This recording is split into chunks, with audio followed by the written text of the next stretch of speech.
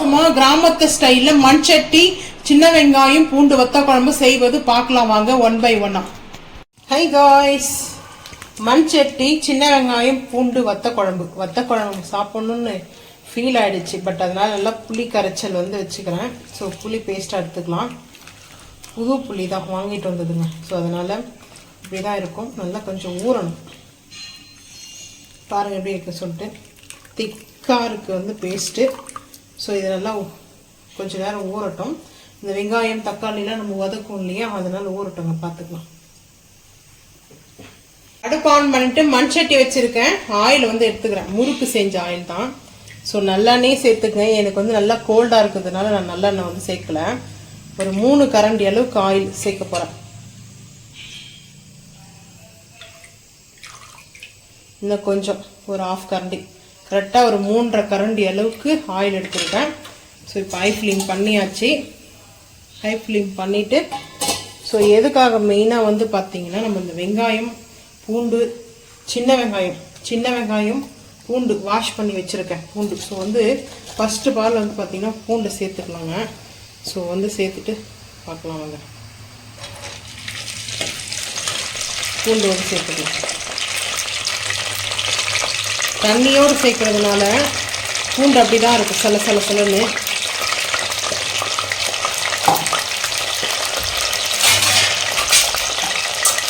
பூண்டு ஃபஸ்ட்டு சேர்த்துட்டேன். கேப்பை போட்டாச்சு. போட்டாச்சு. அந்த பூண்டோடைய சலசலப்பெல்லாம் கண்ட்ரோல் ஆனதுக்கப்புறம் பார்க்கலாம். பூண்டு பார்த்தீங்கன்னா நல்ல பெரிய பெரிய பூண்டு எடுத்திருக்கேன். ஸோ கொஞ்சம் பூண்டு அரைச்சியும் சேர்த்துக்கலாம். அப்போ இன்னும் டேஸ்ட் பார்த்தீங்கன்னா அல்டிமேட்டாக இருக்கும். இந்த டைமில் அரைச்சி சேர்க்க வேண்டாம். ஸோ இந்த பூண்டு பார்த்தீங்கன்னா நல்லா இப்படி இருக்கு பார்த்தீங்களா, நல்லா ஒரு ப்ரௌன் கோல்டன் ப்ரௌனில் வந்துருக்குது. இந்த டைமில் சின்ன வெங்காயத்தை சேர்த்துக்கலாம். சின்ன வெங்காயம் எல்லாம் ஒரு பவுல் நிறைய சின்ன வெங்காயம் பார்த்தீங்கன்னா எடுத்துருக்கேன். இப்போ ஹை ஃப்ளேம் பண்ணிவிட்டுங்க. ஹை ஃப்ளேம் பண்ணிவிட்டு செம்மையாக இருக்கும். இந்த மண் சட்டியில் பார்த்தீங்கன்னா எனக்கு வத்த குழம்புனாவே ரொம்ப பிடிக்கும். ஸோ அந்த ஒயிட் ரைஸ்க்கு காம்பினேஷன் பார்த்தீங்கன்னா வத்த குழம்பு. அதுக்கு சைடிஷாக அப்பளம் இல்லைன்னா ஊறுகாய் அதெல்லாம் எதுவுமே எதிர்பார்க்க மாட்டேன். வெறும் வத்த குழம்பு இருந்தால் மட்டும் போதும். ஸோ அந்த வத்த குழம்புல சின்ன வெங்காயம் பூண்டு இல்லை சுண்டக்காய் இதுதான் என்னுடைய ஃபேவரெட்டு. பட் இப்போ பார்த்தீங்கன்னா கல்லுப்பு சேர்த்துக்கலாம். வத்த குழம்புக்கு தேவையான அளவுக்கு கல்லுப்பு வேணும்னா பார்த்துட்டு சேர்த்துக்கலாம். ஸோ இப்போ நல்லா மிக்ஸ் பண்ணிவிட்டு கொஞ்சம் பூண்டை அரைக்க போகிறோம். அரைச்சிட்டு சேர்த்தோம்னா இன்னும் அதோட ஸ்மெல்லு ஃப்ளவரு டேஸ்ட்டு வேறு மாதிரி இருக்கும். ஸோ அந்த டேஸ்ட் பார்த்தீங்கன்னா இன்னும் கொஞ்சம் பூண்டு நான் எடுத்துருக்கேன்.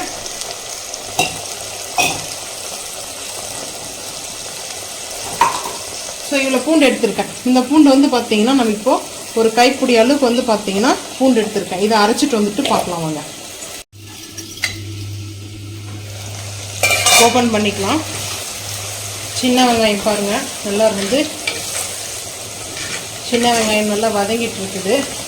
இந்த டைமில் பார்த்தீங்கன்னா ரம்பா லீஃபு, சுண்டக்காய் வத்த குழம்புக்கு நான் ரம்பா லீஃபும் ஆட் பண்ணுவேன். அந்த டேஸ்ட்டு கம்ப்ளீட்டாக வேறு மாதிரி இருக்கும். ஸோ சான்ஸே இல்லைங்க, ட்ரை பண்ணி பாருங்கள், மஸ்ட் ட்ரை.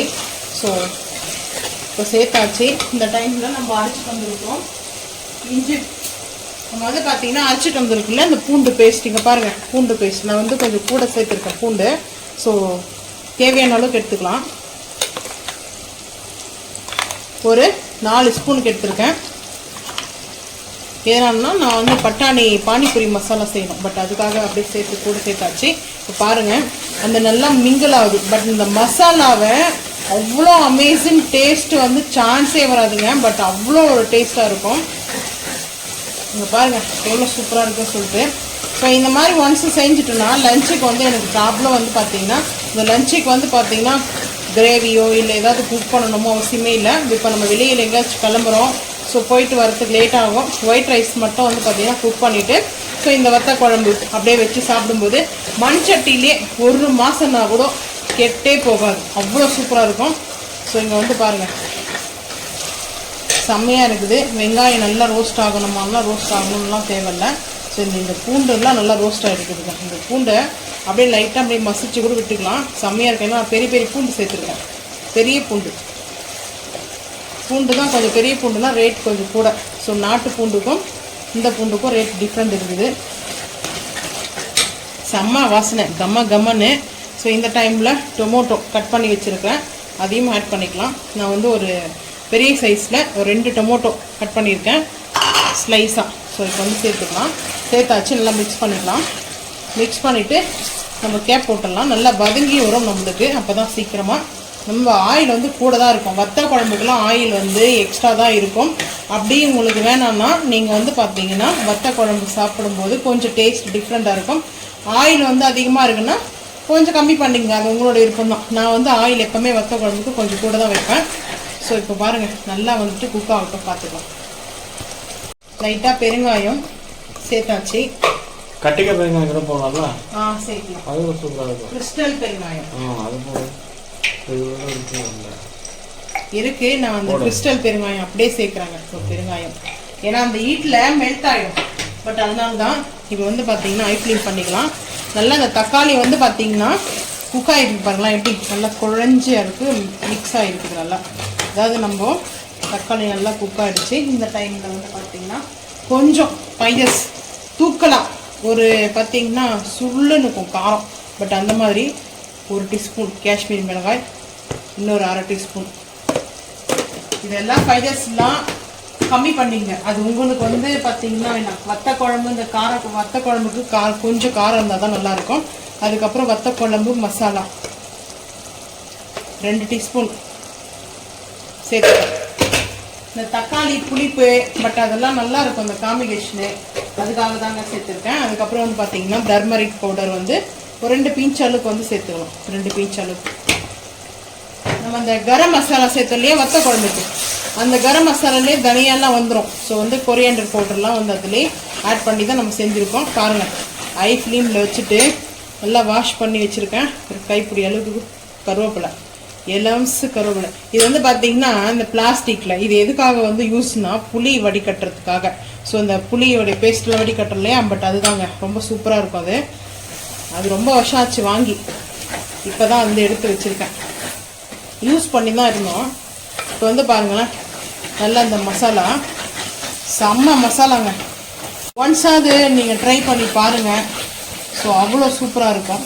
நீங்கள் பாருங்களேன், செம்ம சூப்பராக இருக்குது, செம்ம க்யூட் இல்லை, பார்க்கும்போதே செம்மையாக இருக்குது. இப்போ வந்து பார்த்தீங்கன்னா ஒரு பவுல் அளவுக்கு வந்து நான் புளி பேஸ்ட் வச்சுருக்கேன், இப்போ சேர்த்துக்கிறேன். நம்ம அதில் ஃபில்டர் பண்ணதுனால ஒரு டஸ்ட்டு கூட கிடையாது, இந்த ஃபில்டர் நல்லா யூஸ் ஆகுது எனக்கு.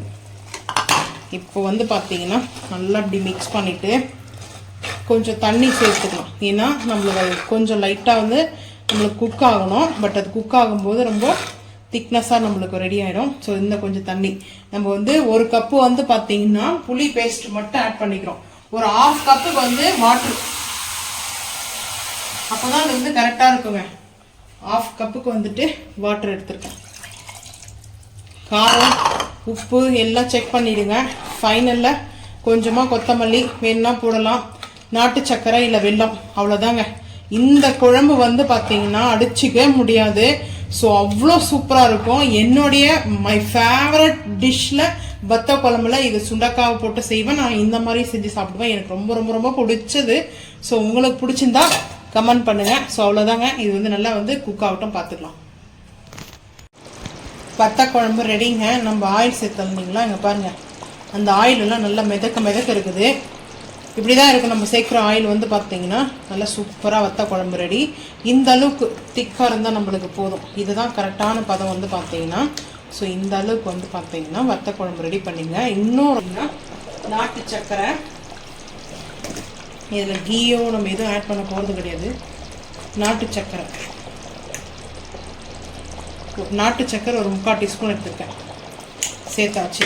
இந்த ஸ்வீட்டு அதாவது மெயின் என்னென்னா இந்த சுவை வந்து பார்த்தீங்கன்னா அறுசுவையான ஒரு உணவு சொல்லுவோம் இல்லையா. ஃபைனலாக நம்ம அந்த வத்த குழம்பு சாப்பிடும்போது ஒரு கம்ப்ளீட் அந்த மாதிரி இருக்கும். நிறைய பேர் வந்து பார்த்தீங்கன்னா வத்த குழம்புக்கு அடிக்ட்லாம் இருப்பீங்க. புளிப்பு, காரம், இனிப்பு இதுதான் சேர்ந்த அறுசுவையான ஒரு உணவு சொல்லுவாங்க இல்லையா, பட் அதுதான் வந்துட்டு இந்த மிக்சிங்கு. ஸோ ஹோட்டலெல்லாம் ரெஸ்டாரண்ட்லாம் எப்படி வத்த குழம்பு இருக்கும், ஸோ நம்ம வீட்டிலே இது போல் வத்த குழம்பு. சில ரெஸ்டாரண்ட்லாம் வத்த குழம்புன்ற பேரில் கத்திரிக்காய் போட்டு கொடுப்பாங்க, கன்றாவியாக இருக்கும். இங்கே வந்து பார்த்தீங்கன்னா கொத்தமல்லி நல்லா வாஷ் பண்ணி கட் பண்ணி வச்சுருக்கேன். கொத்தமல்லி வந்து சேர்த்தாச்சுங்க.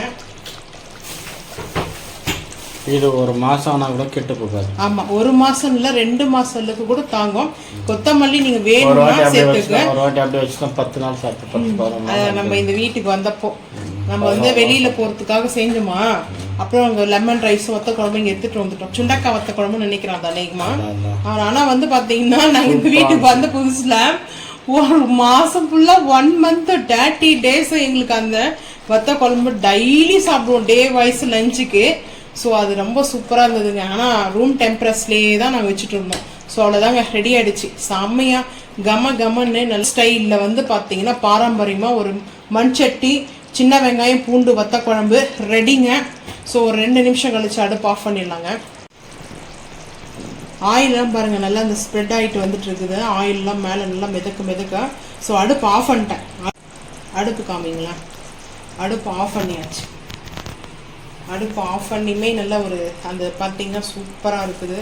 தலைன்னு வந்து அப்படியே பார்த்தீங்கன்னா நல்லா கொதிச்சுட்டு இருக்குது. ஸோ வந்து பாருங்கள் எவ்வளோ சூப்பராக இருக்குதுன்னு சொல்லிட்டு சுட ரைஸுக்கு வத்த குழம்பு தாங்க இன்றைக்கி எங்கள் வீட்டில். ஸோ என்ன நம்ம ஒரு பவுலுக்கு சர்வ் பண்ணிக்கலாம். செம்ம டேஸ்ட்டாக அட்டகாசமாக ஒரு வத்த குழம்பு ரெடி. எண்ணெய் மிதக்க சான்ஸே இல்லை, பட் இப்படி தான் இருக்கணும். அந்த ஆயில் வந்து பார்த்தீங்கன்னா நல்லா மிதக்க இருந்தால் தான் சூப்பராக இருக்குங்க. ஆயில் கூட இருக்கிறோன்னு ஃபீல் பண்ணிங்கன்னா ஸோ நீங்கள் கம்மி பண்ணிங்க, அது உங்களோட விருப்பம் தான். ஸோ எனக்கு பிடிக்கும், நான் செய்கிறேன் என்னோடய ஸ்டைலில். சேம் மெத்தட்லேயே நீங்கள் செஞ்சு பார்த்துட்டு கூட கமெண்ட் பண்ணுங்கள்.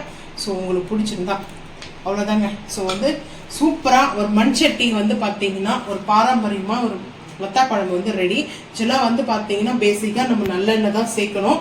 ஸோ நல்லெண்ணெய் வந்து எனக்கு த்ரோட் பெயினும் கோல்டு இருக்கிறதுனால நான் வந்து ஆட் பண்ணல, பட் நார்மல் ஆயில் மட்டும்தான். ஸோ உங்களுக்கு நீங்கள் வேணால் நல்லெண்ணெய் சேர்த்து கூட செஞ்சு சாப்பிட்டு கமெண்ட் பண்ணுங்கள். ஸோ ரொம்ப சூப்பராக இந்த டேஸ்ட்டாக பார்த்தீங்கன்னா இங்கே பாருங்களேன் இவ்வளோ அல்டிமேட்டான ஒரு செம்மையாக இருக்குது அந்த கிரேவி. சின்ன வெங்காயத்தோட, சின்ன வெங்காயமும் பூண்டும் வந்து பார்த்தீங்கன்னா ரொம்ப ஹெல்த்துக்கு நல்லது. பட் ட்ரை பண்ணி பாருங்கள். இந்த வீடியோ பிடிச்சா லைக் பண்ணுங்கள், ஷேர் பண்ணுங்கள், சப்ஸ்கிரைப் பண்ணுங்கள், பெல் ஐக்கான் வந்து கிளிக் பண்ணுங்கள், மறக்காம வந்து ஃபாலோ பண்ணுங்கள். அப்போ தான் நம்ம போகிற வீடியோ நோட்டிஃபிகேஷன் ஆகும். தேங்க்யூ.